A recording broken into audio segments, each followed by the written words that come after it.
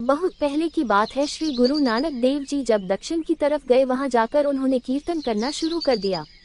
उस समय कीर्तन सुनने ज्यादा लोग नहीं आते थे, थोड़े बहुत ही लोग आते थे, लेकिन धीरे धीरे भीड़ ज्यादा होने लगी।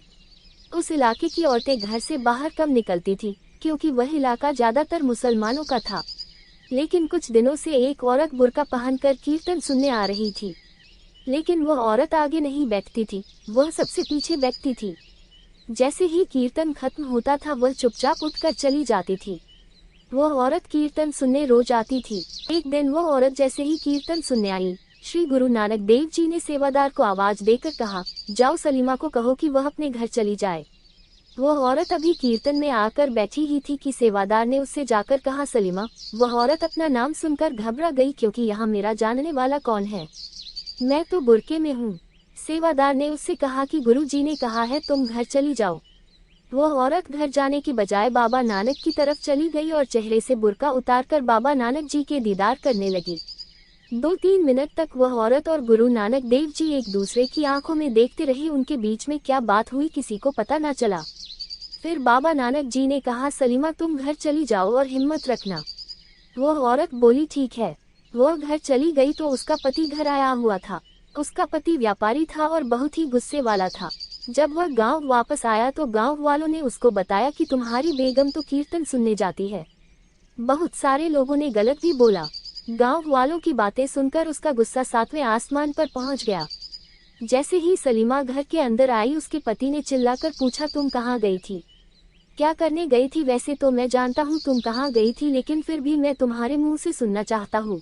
जब वह जोर जोर से चिल्लाने लगा तो सलीमा ने एकदम पूछा कि क्या तुमने जो कत्ल किया था, क्या तुम उससे बरी हो गए हो?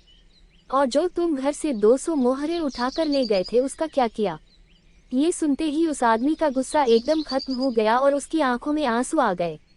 कहने लगा कि सलीमा तुम्हें ये कैसे पता चला? सलीमा ने कहा, वह मैं तुम्हें बाद में बताऊंगी, पहले बताओ आपके साथ क्या हुआ।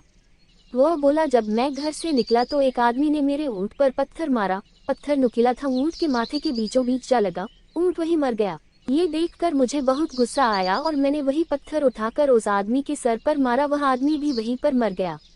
मुझे पुलिस ने गिरफ्तार कर लिया और कहा कि यहाँ खून के बदले खून का असूल है, मतलब अगर तूने कत्ल किया है तो बदले में फांसी की सजा ही होगी। व्यापारी ने ये दलील दी कि इसने मेरा भी तो ऊंट मारा है, लेकिन उन्होंने कहा ऊंट तो जानवर है और यह इंसान था। जो आदमी मरा था उसकी बेगम ने कहा कि मेरा कोई कमाने वाला नहीं है, आप इसको बोलो मुझे गुजारे के लिए 200 मोहरी दे दे और हम इसे इस केस से आज़ाद कर देंगे। उस औरत के कहने से जज ने ये सजा सुना दी कि इस आदमी पर 200 मोहरे जुर्माना इस औरत को दे दी जाए। उस आदमी ने कहा, मुझे ये सजा कबूल है, मैं 200 मोहरे देने के लिए तैयार हूँ। जज ने कहा, तुम इसे मोहरे दे दो। वह आदमी बोला, मुझे इसके लिए घर जाना पड़ेगा। जज ने कहा, ठीक है तुम जा सकते हो, लेकिन अपनी जगह किसी गवाह को यहाँ पर बिठा कर जाना पड़ेगा, जो तुम्हारी जगह जमानत के तौर पर यहाँ बैठेगा। पर उस शहर में मुझे कोई जानता नहीं था अपनी जगह किसे वहाँ बैठा था। उस वक्त सलीमा, मुझे तेरी बहुत याद आई कि सलीमा यहाँ होती तो मेरा साथ जरूर देती। पर इतने में एक बाबा आया और बोला कि तुम जाओ मोहरे ले आओ, तुम्हारी जगह मैं यहाँ बैठता हूँ। मैं जब वहाँ से निकलने लगा तो सिपाहियों ने कहा, अगर तुम समय पर वापस नहीं आए तो तुम्हारी जगह इस बाबा को फांसी दे दी जाएगी। फिर भी बाबा ने कहा कि तुम जाओ। मैं भागता हुआ घर आया, तुम घर पर नहीं थी। मैंने 200 मोहरे निकाली, पर मेरा मन बेईमान हो गया। मैंने सोचा कि मैं कौन सा उस बाबा को जानता हूँ जो मैं उसकी जान बचाने जाऊँ। लेकिन एकदम पता नहीं क्या हुआ कि मैं अपने आप मोहरे लेकर चल पड़ा। जब मैं वहां पहुंचा तो सिपाही बाबा को फांसी देने की पूरी तैयारी कर चुके थे। बाबा को फांसी देने ही लगे थे कि मैं वहां पहुंच गया। मैंने सिपाहियों को मोहरे दी, अभी वह मोहरे गिनने ही लगे थे कि बाबा एकदम पता नहीं कहाँ चले गए। मैं उनका शुक्रिया भी नहीं अदा कर सका। फिर मैं घर वापस आ गया। अब उसने सलीमा से पूछा, सलीमा तू बता तुम कहाँ गई थी और तुम्हें ये कैसे पता चला? सलीमा ने कहा, तुम मेरे साथ चलो, तुम्हें सभी सवालों के जवाब मिल जाएंगे। फिर सलीमा उन्हें बाबा नानक के कीर्तन में ले गई।